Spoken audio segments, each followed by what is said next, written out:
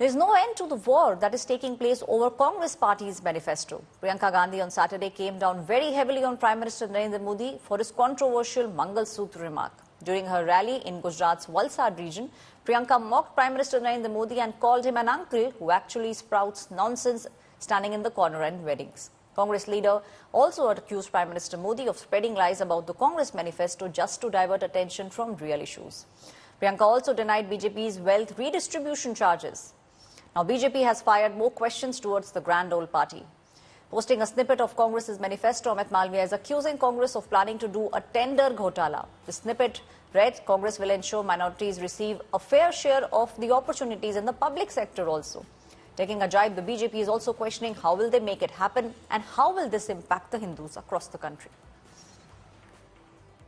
मैंने बहुत बार देखा है कि हमेशा एक अंकल जी होते हैं जो कोने में बैठ जाते हैं और अपना छोटा सा दरबार लगाते हैं। जो भी बोर हो रहा होता है वो कहता है कि भाई सुनूं मैं अंकल जी क्या कह रहे हैं, और वो कह रहे हैं सबको कि सावधान हो जाओ।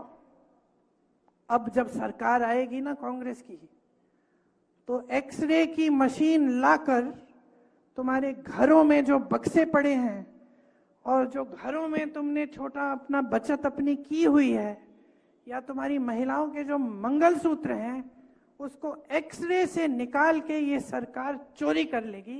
इन्होंने कितनी गाली दी हमारे परिवार को, इससे हमें कोई परवाह नहीं है। किसी को नहीं छोड़ा, माँ को नहीं छोड़ा, पिता को नहीं छोड़ा, दादी को नहीं छोड़ा, दादा को नहीं छोड़ा, परदादा को नहीं छोड़ा, भाई को नहीं छोड़ा, पति को नहीं छोड़ा, कोई बात नहीं करते रहे।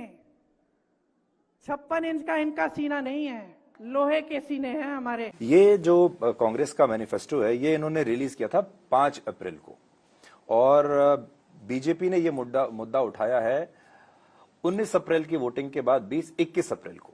तो आपने क्या ये देर से पढ़ा, आपको देर में समझ नहीं, ऐसा नहीं है सुधीर जी। आप इसको पहले दिन से भी उठा सकते थे। मैं क्या कहता हूं, election campaign is an unfoldment. हम पहले दूसरे का सब्जेक्ट क्यों उठाए, पहले हम अपना सब्जेक्ट उठाएंगे।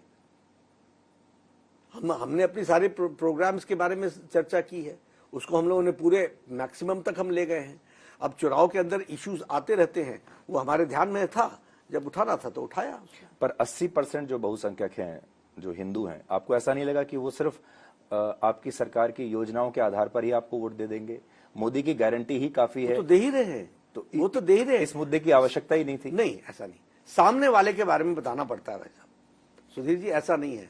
We cannot let our ideological people having different opinion, जो हमसे विपरीत विचारधारा रखते हैं और हमारे खिलाफ लड़ रहे हैं, उनकी मानसिकता न दिखाई जाए और उनकी मानसिकता जनता के सामने न आने दिए जाए। ये हम नहीं करते, ये हम उसके सामने लाते ही लाते। प्रधानमंत्री मोदी जी बड़ा स्पष्टता से कह चुके, देश का संविधान कोई नहीं बदल सकता। अगर आज बाबा साहब भी अगर हम आकर संविधान बदलना चाहें तो संविधान नहीं बदल सकते, ये बड़ी स्पष्ट है बात। परंतु वह ये बताने से हिचक रही है कि इस देश में अगर संविधान बदला तो उनकी दादी ने बदला था, इंदिरा गांधी ने बदला था जब इमरजेंसी लगाई थी दिसंबर 1986 के अंदर। Earlier, Prime Minister Narendra Modi had lashed out at the Congress party for its manifesto. They alleged the Congress party wanted to divide the nation once again. Listen into Prime Minister Narendra Modi. Bharat के खिलाफ ये India alliance वाले कितनी नफरत से भरे हुए हैं, ये इनके मैनिफेस्टो में भी नजर आता है। कांग्रेस के मैनिफेस्टो में तो बंटवारे की गुनहगार मुस्लिम लीग की छाप नजर आती है।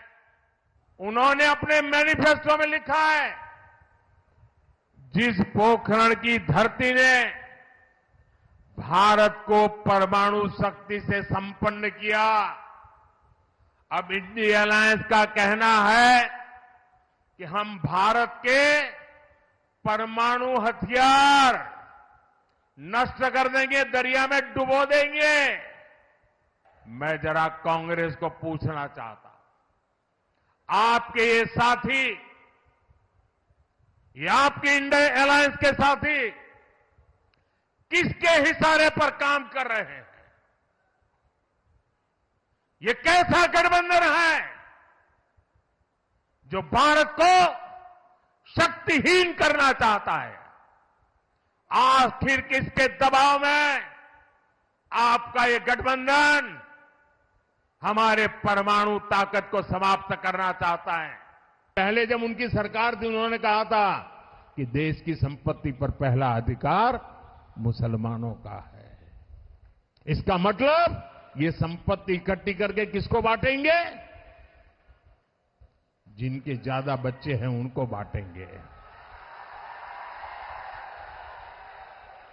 घुसपैठियों को बांटेंगे। क्या आपकी मेहनत की कमाई का पैसा घुसपैठियों को दिया जाएगा?